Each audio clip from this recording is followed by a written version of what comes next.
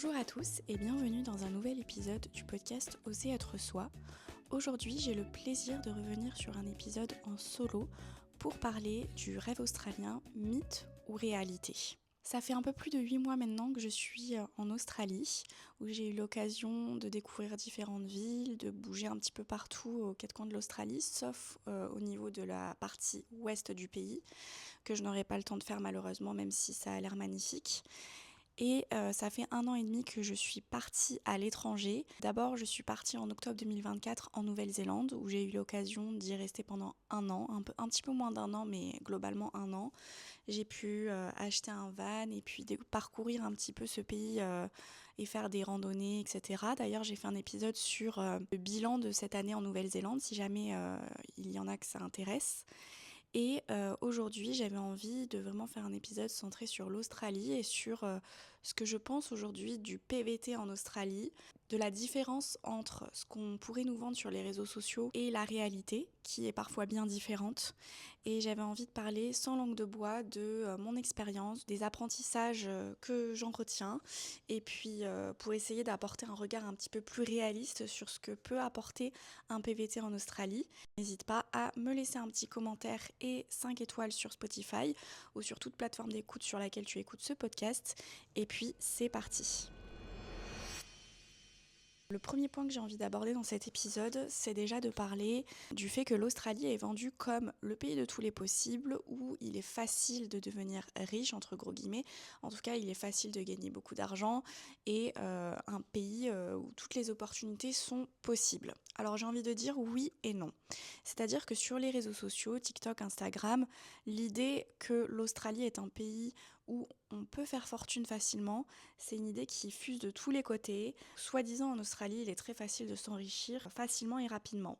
Alors je disais oui et non tout à l'heure parce que d'un côté, l'Australie c'est un pays qui offre énormément d'opportunités, peut-être plus qu'en France, justement dont la mentalité est beaucoup centrée sur les expériences et non pas sur les diplômes, comme ça pourrait être le cas en France et en Europe de manière générale, mais surtout beaucoup en France où on a cette mentalité du diplôme.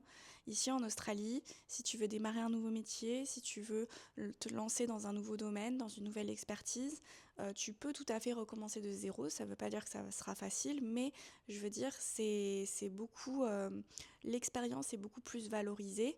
Donc si tu veux te donner les moyens, tu peux tout à fait y arriver. Tout comme en France d'ailleurs, mais peut-être en Australie c'est un petit peu plus simple.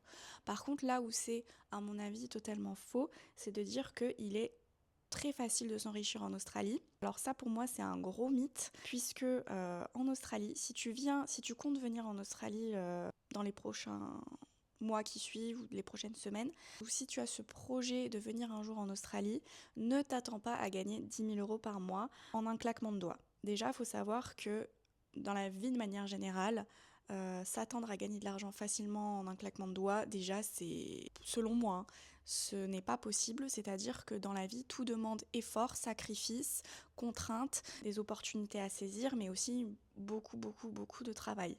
C'est-à-dire qu'en Australie, tu vas voir sur les réseaux sociaux que, par exemple, ceux qui travaillent dans les mines vont gagner énormément d'argent, mais il faut aussi savoir que ce train de vie-là dans les mines, donc les mines, alors moi je ne l'ai jamais fait, mais de ce que j'ai pu en entendre, en fait, c'est des gens qui vont travailler en FIFO, ça s'appelle. Donc ça veut dire qu'ils vont travailler par exemple non-stop pendant 2 semaines, plus de 70 heures par semaine, parfois ça peut aller jusqu'à 80 heures par semaine.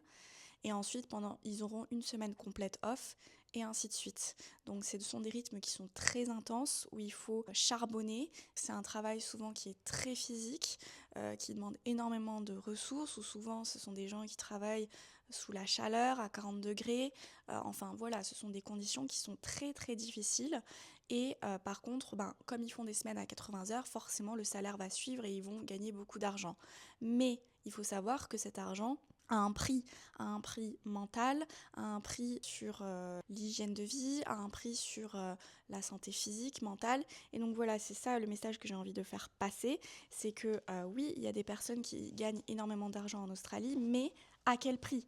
Au prix de leur santé mentale, au prix d'un travail acharné, d'un manque de vie sociale, d'un manque d'activité extérieure, où parfois les conditions de travail sont déplorables, où il me semble impossible, voilà, après il faut pas dire que c'est impossible, mais En général, ce sont des gens qui sont là pour une courte durée et qui ne vont pas tenir sur le long terme parce que, à mon avis, ça me paraît très très difficile de tenir sur le long terme dans ce genre de conditions. Si vous comptez venir en Australie, sachez que ce genre de job est très difficile et que gagner beaucoup d'argent, ça aura un prix. Personnellement, moi, dans mon expérience personnelle, je n'avais pas envie. De toute façon, je ne suis pas venue en Australie pour faire de l'argent, pour devenir riche ou quoi. Je suis venue en Australie pour gagner suffisamment d'argent pour financer les voyages qui allaient suivre au cours de l'année. Donc là, c'est tout à fait ce que je suis en train de faire. Là, je suis installée à Adélaïde depuis quelques mois maintenant. Et je travaille pour financer les voyages qui vont venir sur les mois à venir jusqu'à la fin de l'année. Je ne suis pas venue en Australie dans l'optique de gagner beaucoup d'argent, de m'enrichir, de faire fortune ou quoi, parce que je savais pertinemment que cela aurait un prix sur des jobs qui sont très difficiles physiquement, mentalement, où voilà, il y a beaucoup aussi de personnes qui peuvent partir en dépression, en burn-out ou je ne sais quoi, si elles ne sont pas suffisamment armées. Je dis pas ça pour décourager, je dis simplement ça pour alerter sur la réalité. En plus de ça, ce n'est pas si facile que ça de rentrer dans les mines. Les gens croient souvent que l'Australie, tu trouves un job en un claquement de doigts. Non, il faut aller peut-être postuler parfois à des centaines d'offres. Enfin, il y a des gens qui galèrent en fait. Et ça, c'est aussi une réalité, c'est de dire que ce ne sont pas des jobs qui vont se trouver hyper facilement en un claquement de doigts. Il faut avoir des références, il faut avoir des contacts. Alors, petite parenthèse sur les Français notamment qui vendent des e-books pour vendre une liste de contacts, etc.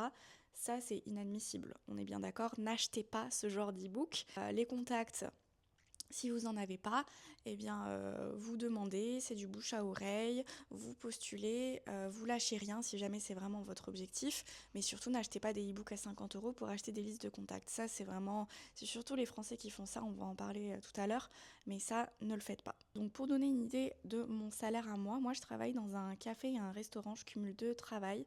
Donc déjà, il faut savoir que ce sont des jobs qui sont très éprouvants, je suis sans cesse en contact avec les gens, c'est quelque chose qui ne me correspond pas, mais je le fais uniquement pour gagner de l'argent, pour voyager derrière. Et puis c'est surtout parce que le PVT ne me donne accès qu'à ce genre de job. Bien sûr, moi, en France, donc je suis ingénieur chimiste, il est bien évident que jamais de ma vie, déjà je n'aurais jamais pensé faire ça un jour dans ma vie, ce genre de job, mais surtout je ne ferai jamais ça en France. Là, je le fais parce que je suis dans le contexte du PVT. Donc pour donner un ordre d'idée, je travaille à peu près entre 45 et 50 heures par semaine, ce qui est énorme quand même, hein. Je gagne 1300 $ par semaine environ, net, d'accord. Ce qui fait environ 5200 $ par mois, ce qui fait 3200 € net par mois. Donc voilà, on est à un peu plus de 3000 € par mois, sachant que le coût de la vie en Australie est légèrement plus élevé qu'en France. Moi j'ai de la chance parce que au niveau du loyer je paye pas très cher parce que je suis dans une colocation avec une colombienne et que c'est un petit peu excentré de la ville et que du coup je paye pas trop cher.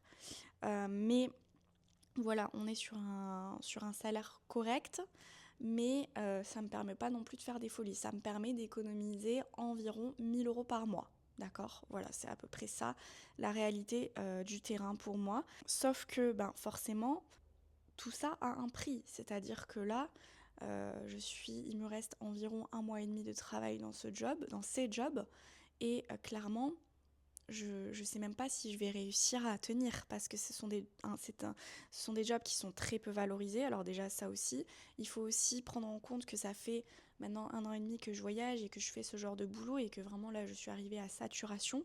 Mais je vais expliquer un petit peu plus en détail comment je me sens par rapport au PVT, etc. Mais il faut savoir que ce sont des jobs où on est très souvent maltraité, où il y a beaucoup de violences psychologiques, où il y a beaucoup de guerre d'ego, où ce sont des managers qui en ont rien à faire de toi, qui, si t'as pas un minimum de caractère, vont t'écraser. Il faut savoir poser ses limites. Voilà, en fait, finalement, c'est une école de la vie où tu es obligé de faire face à des choses désagréables, des gens qui vont vouloir t'écraser, des gens qui sont pas forcément bienveillants, et c'est épuisant. Si je pouvais donner des conseils par rapport à ce premier point sur est-ce que l'Australie est le pays de tous les possibles, oui et non. Il y a beaucoup d'opportunités, mais il faut quand même faire attention que tout ne va pas être servi sur un plateau en argent. Donc le premier conseil que je donnerais, ce serait de partir avec des sous de côté. L'Australie, ça coûte cher, donc plus vous aurez un matelas financier confortable, plus vous serez serein si vous ne trouvez pas de job directement, si vous avez envie de vous offrir quelques semaines de vacances avant de travailler. Voilà, de toute façon, avoir des sous de côté, c'est toujours une bonne idée dans la vie, de manière générale. Ensuite, ne pense pas que tu vas devenir riche en un claquement de doigts. Et même si c'est le cas et que imaginons, tu arrives à bien gagner ta vie en Australie, déjà bravo à toi, mais attention au prix que tu vas payer, le prix de ta santé mentale et physique, le prix de ton équilibre vie pro, vie perso, et puis surtout, pour moi, mais ça c'est mon point de vue, l'Australie c'est aussi un magnifique pays qui mérite d'être visité, qui mérite d'être parcouru, et si tu viens juste pour l'argent, bon, écoute, chacun ses projets, mais je trouve ça dommage quand même de passer à côté de ce pays magnifique où il y a de beaux road trips à faire, de belles rencontres, de beaux paysages à visiter. Et puis enfin, n'écoute pas trop les réseaux sociaux. Les réseaux sociaux qui te disent que tout est facile en un claquement de doigts. Non, tout a un prix et tout demande des efforts. Le deuxième point que je voulais aborder sur la question du PVT, mythe ou réalité, c'est que finalement, quand on est en PVT, on se sent étranger en permanence et on est ramené sans cesse à sa condition d'immigré. L'Australie aime les PVTistes parce que justement, ce sont eux qui font des jobs que personne n'aimerait faire de manière générale. Donc tout ce qui va toucher à la restauration, le travail en usine, le travail en ferme pour faire notamment les 88 jours pour renouveler le visa. Donc pour ceux qui ne savent pas, quand on fait une première année de PVT en Australie, on peut, et ça je l'ai répété plusieurs fois dans mes épisodes de podcast, faire 88 jours en ferme. Alors aujourd'hui, la ferme n'est pas obligatoire. On peut aussi faire des jobs en hospitality, tout ce qui est café, restauration, etc. Housekeeping aussi, dans des zones qui comptent pour valider ces 88 jours. Donc ce sont souvent des zones reculées, un petit peu des petites villes un petit peu éloignées de tout, notamment Cairns, Darwin. Donc souvent ce sont des petites villes. Donc par exemple à Cairns, il y a énormément de Français. Moi j'y suis allée pour essayer de faire mes 88 jours. Il y a énormément de Français. Et puis surtout, tout le monde est là pour la même raison, pour les 88 jours. Donc c'est assez bouché, on va dire, pour trouver un travail. Donc il y a une espèce de lassitude, en tout cas pour ma part, de faire des jobs qui sont peu reconnus, peu qualifiés, et forcément c'est assez frustrant. Le PVT en Australie, pour moi, c'est intéressant pour les gens qui n'ont pas forcément de diplôme en France. Là, je parle du point de vue des Français, et qui galèrent à joindre les deux bouts et qui se disent peut-être en Australie, en faisant ce même genre de boulot, je pourrais gagner le double et avoir un meilleur cadre de vie. Ça, c'est vrai. Or, moi, je suis diplômée, j'ai fait de longues études, j'ai fait 5 ans d'études pour accéder à un métier, pour accéder à une spécialité, à une expertise. Et donc forcément, mon regard à moi fait que le PVT, ce qu'il a à m'apporter aujourd'hui d'un point de vue professionnel, n'est absolument pas intéressant. De toute façon, je le savais dès le départ que ça ne serait pas intéressant, mais je le fais uniquement pour l'amour du voyage et parce que j'avais envie de découvrir le monde et pour ça il fallait financer mes voyages. Il faut aussi bien se rendre compte que quand on est en PVT en Australie et n'importe où dans le monde, on reste des étrangers et on reste des étrangers sur un territoire qui n'est pas le nôtre. Ça veut dire qu'au-delà du travail, on peut forcément ressentir des différences culturelles. Alors l'Australie, c'est un pays occidental, donc on va dire que le dépaysement n'est pas total comme en Asie par exemple ou quoi, mais quand même la langue reste différente. Donc l'anglais, si vous êtes à l'aise avec l'anglais, tant mieux pour vous. Si l'anglais est une source de difficulté, alors il faut savoir que les Australiens sont quand même très bienveillants sur l'anglais. Même si vous faites des fautes, n'hésitez pas à parler. Ça, c'est vraiment un point sur lequel il ne faut pas avoir peur. Il faut bien avoir conscience que la barrière de la langue peut créer des moments de gêne, d'incompréhension, parfois des sentiments de frustration, etc., qui ne sont pas faciles à gérer au quotidien. Mais ce n'est pas absolument pas impossible de faire un PVT en Australie, même si vous n'êtes pas bilingue ou que vous ne parlez pas parfaitement anglais. Il faut quand même avoir des bases, mais les Australiens sont quand même très bienveillants sur ce sujet-là. Moi, ça fait 1 an et demi quand même que je voyage, donc parfois l'anglais, ça me frustre un petit peu quand j'arrive pas à m'exprimer correctement ou que je ne comprends pas ce qu'on me dit, surtout dans des milieux dans des jobs où il faut aller rapidement, où il y a énormément de bruit, où ça doit aller du tac au tac. Donc en termes de différences culturelles, il y a aussi tout ce qui concerne la nourriture. Forcément, quand on est français, la nourriture c'est quand même assez important. Et en Australie, il faut bien se rendre compte qu'il n'y a pas vraiment de spécialité ou quoi. En fait, il n'y a pas vraiment de richesse culturelle d'un point de vue de la nourriture. Donc ça, ce sont des choses qui peuvent manquer. Il y a aussi parfois un sentiment de solitude qui peut s'installer à certains moments. Alors, il est très facile de rencontrer des gens en PVT parce que énormément de gens sont dans la même situation que vous. Si vous allez dans les auberges, ça va être très très simple de rencontrer des gens, mais parfois c'est vrai, il est vrai que dans les moments difficiles, dans les moments de doute, on peut ressentir un fort sentiment de solitude même en étant entouré parce qu'on est loin de sa famille, parce que on fait face à des gens qui sont pas toujours honnêtes et bienveillants. Ça peut être lourd à porter. Et puis faut pas oublier aussi que quand on est en PVT, on recommence sans arrêt. Enfin moi par exemple dans mon cas, tous les 3 mois, je recommence ma vie de zéro, avec une nouvelle ville, un nouveau job, de nouvelles personnes autour de moi, de nouveaux collègues, etc. Un nouveau lieu de vie, enfin tout de nouveau. Donc ça peut être parfois lourd à porter de ne connaître personne et puis surtout de ne jamais être ancré quelque part. Ça peut être assez déroutant et fatigant. Donc il peut y avoir une fatigue mentale et physique qui s'installe. Donc tout ça, tout ce que je dis là, ce n'est pas pour décourager, mais c'est simplement pour dire des vérités qu'on dit peut-être pas assez sur le PVT, qui est de dire ben oui, le PVT c'est pas tout beau tout rose et ça peut être très fatigant. Et puis ça demande beaucoup plus d'énergie que ce qu'on pense d'être immigré, d'être dans un pays qui n'est pas le nôtre et dont les circonstances de vie nous le rappellent tous les jours, ne serait-ce que par la langue, par les gens qui n'ont pas forcément les mêmes codes culturels que nous, etc. Et on a trop tendance, je trouve, à romantiser le fait de vivre à l'étranger alors que dans la réalité, ça peut aussi être très difficile à gérer. Donc surtout, si vous vivez à l'étranger et que c'est compliqué pour vous ou que vous passez par des étapes compliquées, déjà, il faut savoir que tout le monde passe par là. Ce n'est pas vous le problème ou quoi, c'est juste normal. Et puis, il faut à tout prix demander de l'aide si jamais vous en ressentez le besoin. De l'aide psychologique, vous entourer de personnes, faire des rencontres. Et puis si vous sentez que ça va vraiment pas, tout simplement prendre un billet retour pour la France. Voilà, le PVT, c'est la liberté. Je vais y venir juste après. Donc, on n'est pas là pour se faire du mal ou quoi. Donc, si jamais vous sentez que ça ne va vraiment pas, tout simplement, vous prenez un billet retour pour la France. Maintenant qu'on a parlé de la réalité de ce qu'un PVT implique, j'aimerais maintenant quand même parler des côtés positifs du PVT parce que oui, il y en a, sinon je ne serais pas ici depuis 8 mois en Australie. Il y a des avantages à vivre en Australie et à être en PVT. Le premier avantage que le PVT offre en Australie, c'est la liberté. La liberté, c'est une de mes valeurs principales, c'est quelque chose qui est très important pour moi et forcément, quand on est en PVT, on a une liberté un petit peu hors norme sur tous les niveaux.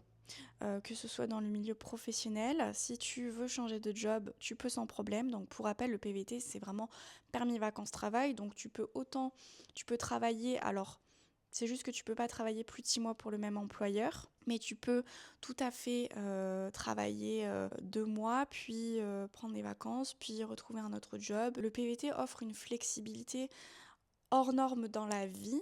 Et puis c'est vraiment une parenthèse de vie où de toute façon tu vis des expériences extraordinaires au sens propre, qui sortent de l'ordinaire et de ce que tu ferais dans ta vie habituelle.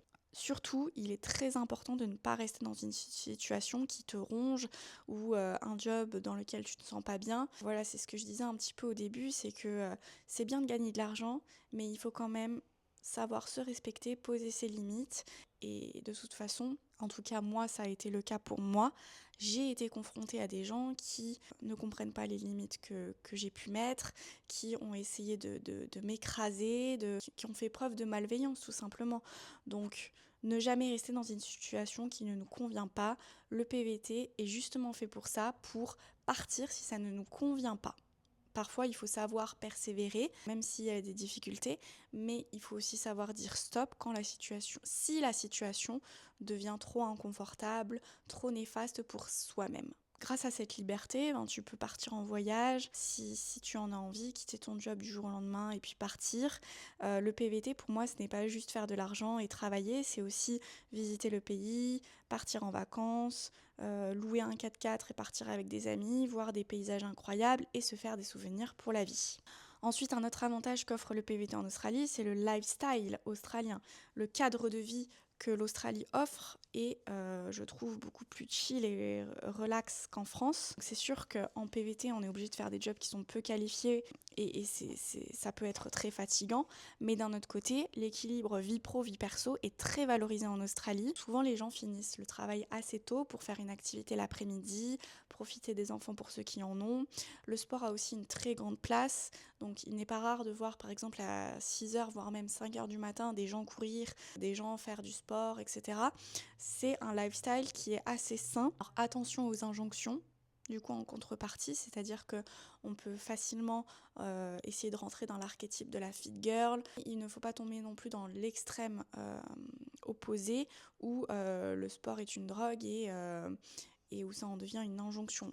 N'oubliez pas que le sport c'est pour le plaisir et que c'est pas parce que tu fais pas 6 fois du sport par semaine, en tout cas c'est mon avis, que tu n'es pas en bonne santé, que tu n'as pas un bon rythme de vie. Voilà, il faut juste faire un petit peu de sport tous les jours, toutes les semaines, mais pas besoin de tomber dans les excès. Mais en tout cas, c'est pas forcément quelque chose que j'ai ressenti en Australie.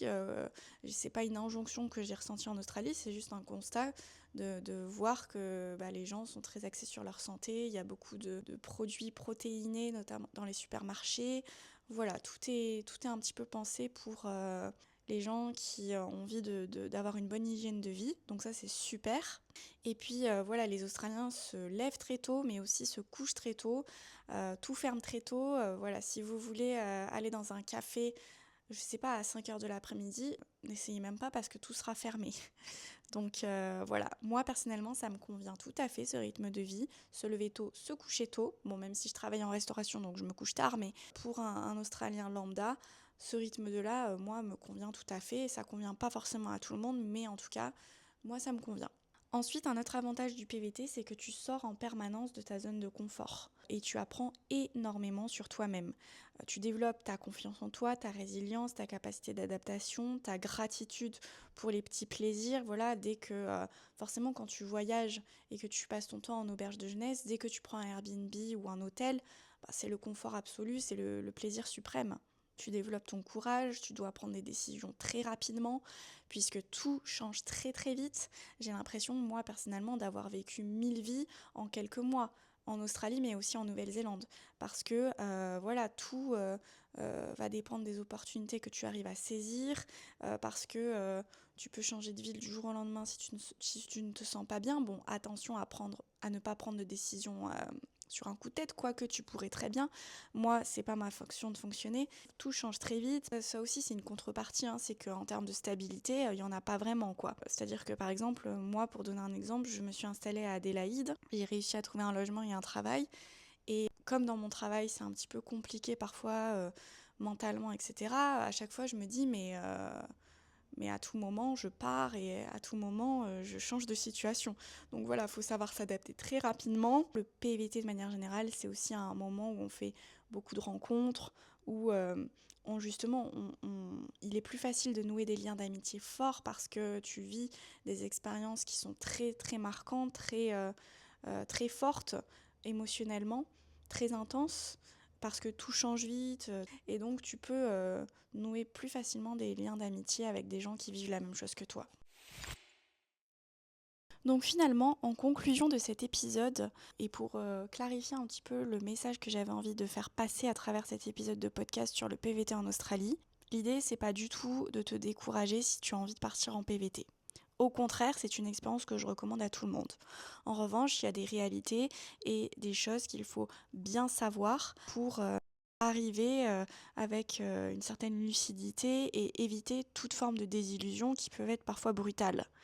Le PVT, c'est une expérience qui est riche, pleine de rebondissements, qui est riche en apprentissage et en enseignement, mais c'est très très loin d'être un long fleuve tranquille. Au contraire, c'est une expérience très intense où il y a énormément de up and down émotionnellement, mais aussi dans ce qui peut t'arriver. Un jour tu fais un travail, le lendemain tu le quittes alors que tu t'y attendais pas. Il faut faire preuve d'une capacité d'adaptation et de résilience énorme. Il faut aussi s'attendre à faire face aux difficultés et à se dire que c'est une expérience et que dans tous les cas tu apprends de tes erreurs et de tes échecs. Chaque expérience est différente. Moi, j'aime bien dire qu'il y a autant de façons de vivre son PVT que de personnes qui le font. En conclusion, je dirais, n'écoute pas trop les réseaux sociaux qui ne montrent qu'une partie de la réalité et de ce qui peut se passer en Australie. Fais-toi ta propre expérience et n'écoute pas trop ce qu'on pourrait te dire sur le fait que l'Australie, c'est l'Eldorado absolu. Chaque pays a son lot de difficultés. N'écoute pas trop les gens qui veulent te faire peur, qui veulent te dire t'y arriveras pas, si tu parles pas anglais, t'y arriveras pas, tu trouveras pas de job. Moi, je vais dire, pour rassurer les gens qui m'écoutent, j'ai toujours réussi à trouver un job facilement, entre gros guillemets. C'était des jobs peu qualifiés et très contraignants, la restauration, travailler en café, mais j'ai toujours réussi à me débrouiller et à me dépatouiller. Et je n'ai jamais galéré pendant plusieurs semaines pour trouver un travail. J'ai toujours, en donnant mon CV et en étant au bon endroit au bon moment, réussi à trouver. Donc, ne vous inquiétez pas trop si c'est une source d'angoisse. Comme je le disais, partir avec un matelas financier, ça vous permettra de ne pas trop vous angoisser sur ce sujet et de vous laisser un peu plus de manœuvre. Le PVT, c'est aussi et surtout des souvenirs pour la vie, un apprentissage sur soi accéléré, des rencontres inoubliables, un challenge personnel et finalement c'est l'école de la vie où tu vas apprendre ce que c'est que de devoir dire non, imposer tes limites quand c'est nécessaire, apprendre à te respecter, apprendre à sortir d'un endroit si il est malsain pour toi, apprendre à définir tes priorités. Est-ce que l'argent est une priorité absolue ou est-ce que ton bien-être mental l'est encore plus ? Pour moi, en tout cas, selon mes valeurs, ça devrait être plus important que l'argent. Le PVT, c'est vraiment une occasion de grandir, d'évoluer. Si tu as pour projet de partir en PVT, c'est que tu as sûrement plein de questions dans la tête, tu as sûrement plein de questions existentielles de ce que tu veux faire de ta vie et peut-être que tu t'attends à obtenir des réponses en te prenant une année à l'étranger, en Australie, en Nouvelle-Zélande ou peu importe. Je dirais que moi personnellement, j'ai pas forcément eu toutes les réponses à mes questions, mais en tout cas, aujourd'hui, je sais ce que je ne veux plus. Et j'ai appris à écouter en fait mes rêves, mes réelles envies, indépendamment de ce que les autres pourraient attendre de moi. Et ça, c'est une force dans la vie. Et puis surtout, je me suis prouvée à moi-même que j'étais capable d'oser et que si j'ai envie de faire quelque chose, je peux l'atteindre si je fais preuve de persévérance, si j'ose, si je travaille et que je n'abandonne pas. Le PVT, c'est un premier pas si vous vous sentez perdu dans votre vie, mais ne vous attendez pas à obtenir des réponses à toutes vos questions parce que c'est pas en une année que tout va se résoudre, mais par contre c'est un premier pas pour s'ouvrir au monde et réellement apprendre à écouter vos rêves et vos aspirations. Peut-être que vous allez vous rendre compte que le PVT ce n'est pas fait pour vous, et puis mais au moins vous aurez testé, vous aurez tenté, et ça pour moi c'est le plus important. Donc si tu hésites, vraiment fonce, n'oublie pas que l'on n'a qu'une seule vie, que la vie n'est qu'une succession d'expériences et que si c'est quelque chose qui te parle et qui t'appelle, alors il faut le faire parce que peut-être dans plusieurs années, tu ne pourras plus le faire parce que le PVT c'est jusqu'à 35 ans et moi ma phobie c'est vraiment de me dire qu'est-ce qui se serait passé si je l'avais fait ? Si je l'avais pas fait, je l'aurais profondément regretté. Je me serais demandé toute ma vie qu'est-ce que ça aurait été si je l'avais fait. Voilà, aujourd'hui je l'ai fait.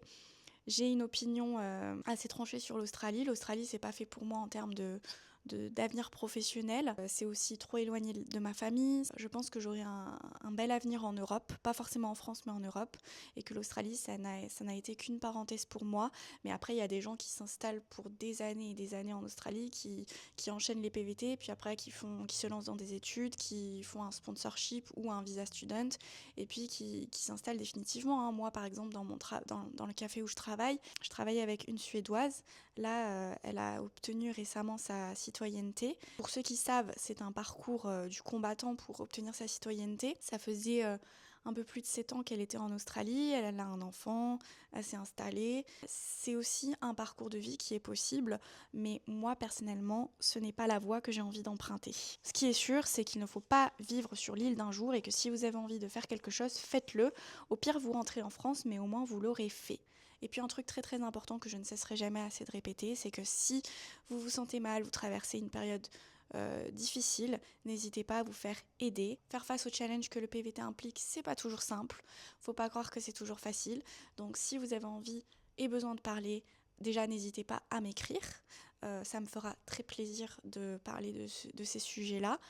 Moi qui ai traversé quand même pas mal de challenges depuis que je suis en Australie et en Nouvelle-Zélande, depuis que je vis à l'étranger. Et puis surtout, n'hésitez pas à vous rapprocher de professionnels de la santé, de psychologues, de psychiatres qui sauront vous aider comme il se doit. Tu ne gagnes aucun point bonus dans la vie à souffrir seul ou à essayer de t'en sortir seul. Donc, il est très important de se faire aider et même si ça a parfois un coût financier, je le sais, ça peut être un frein, mais c'est extrêmement important de bien se sentir dans sa tête parce que c'est à partir de ton bien-être mental que toutes les opportunités vont en découler et que toute ton expérience va changer en fait. Si tu te sens bien dans ta tête, tout le reste va bien se passer. Moi personnellement, je n'ai jamais regretté d'avoir suivi ma flamme intérieure, malgré toutes les conséquences que cela impliquait. Alors si toi tu as envie de le faire, fais-le, pas dans 10 ans, pas quand ce sera le bon moment. Il n'y a pas de bon moment. Le bon moment, c'est maintenant. Merci de m'avoir écouté. Si tu as aimé cet épisode, n'hésite pas à me laisser un commentaire et 5 étoiles sur Spotify ou sur toute plateforme sur laquelle tu écoutes cet épisode. Et puis moi, je te dis à très bientôt pour un nouvel épisode.